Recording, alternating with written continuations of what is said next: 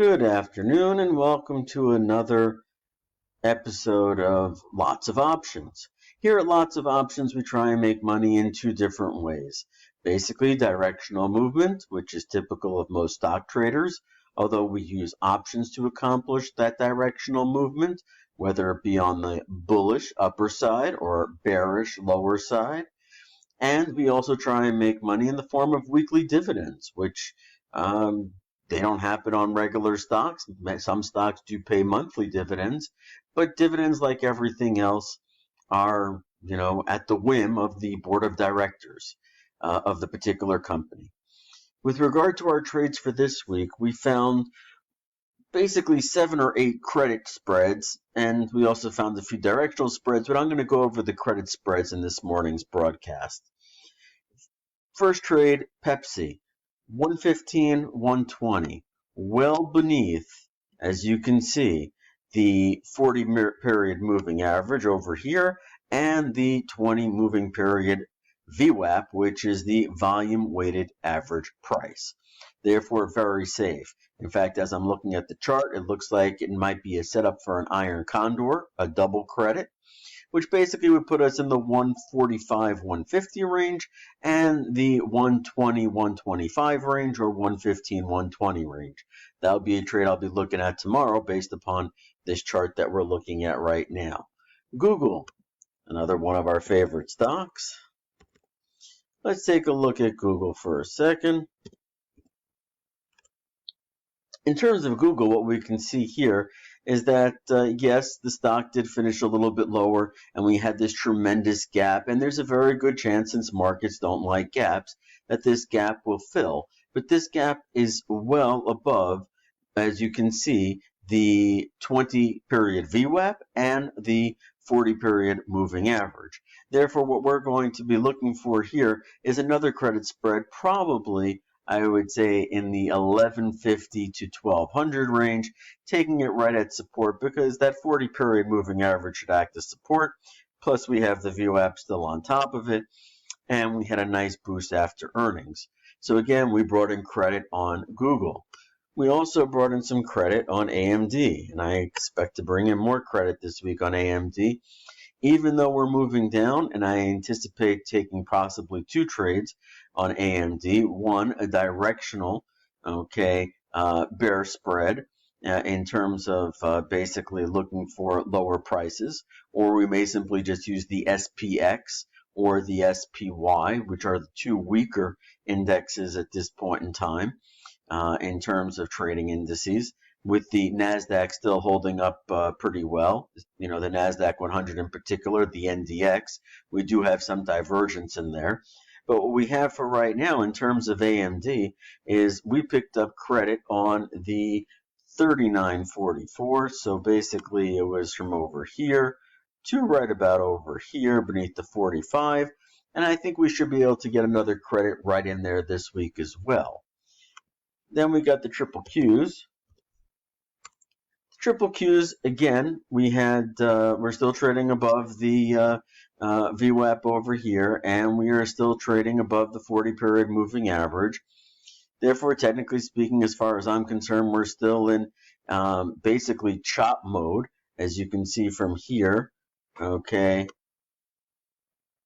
over here, we're basically in a trading range. And I haven't seen that trading range break based upon the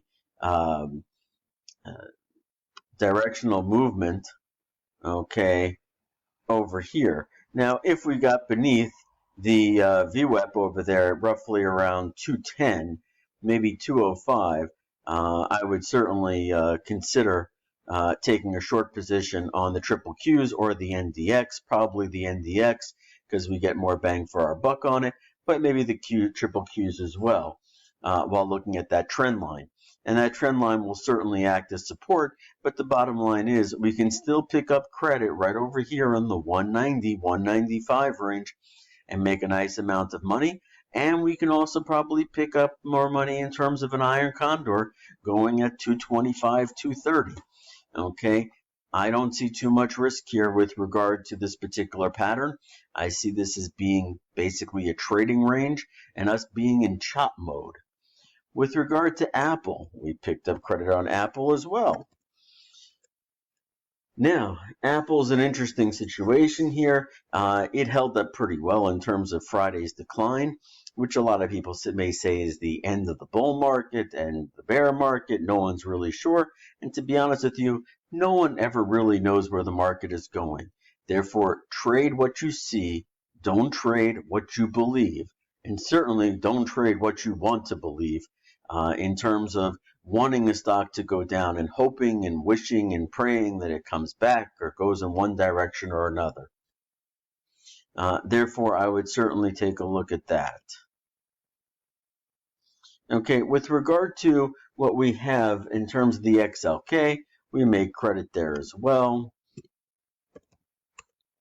With the XLK, we basically have a situation where, again, we're approaching the 20-period VWAP. We're still above the 40-period moving average. We can still get a nice credit there at the $80 range, and we can probably even do an iron condor somewhere in the $95 range. What's nice about the XLK is a big portion of it is Amazon. Well, this took a hit because of Amazon.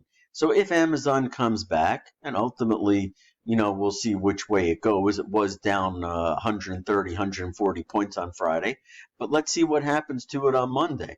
Let's see if we start going into a trading range. Let's see if the market starts digesting this new price point for Amazon. And whether it does or it doesn't, this is still a steady play in terms of the ETF itself.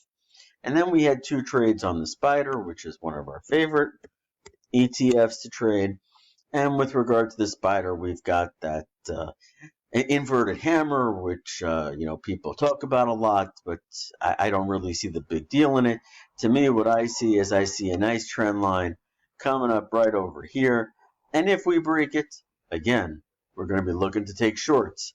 And if we don't break it, we're going to be looking at our iron condors. We're going to be looking at our broken butterflies. We're going to be looking at our regular credit spreads on both the call side and the put side, the bear spreads, the bull spreads, and looking to make money regardless of how this market actually moves.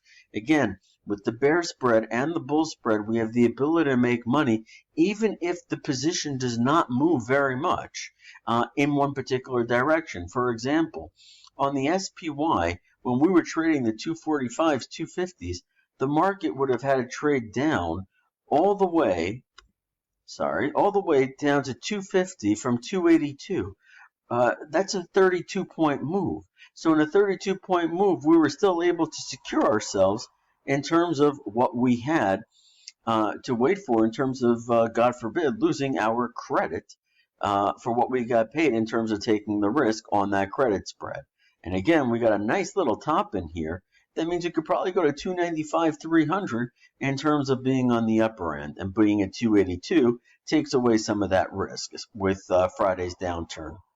I thank you all for spending some time with me this Sunday morning, and I look forward to updating you on our credit spreads, our debit spreads, and our directional moves come next Sunday morning. These trades were all available to subscribers in real time, and if you want these trades, reach out to us. Sign up for our newsletter, sign up for our SMS text messages, and start making some money today.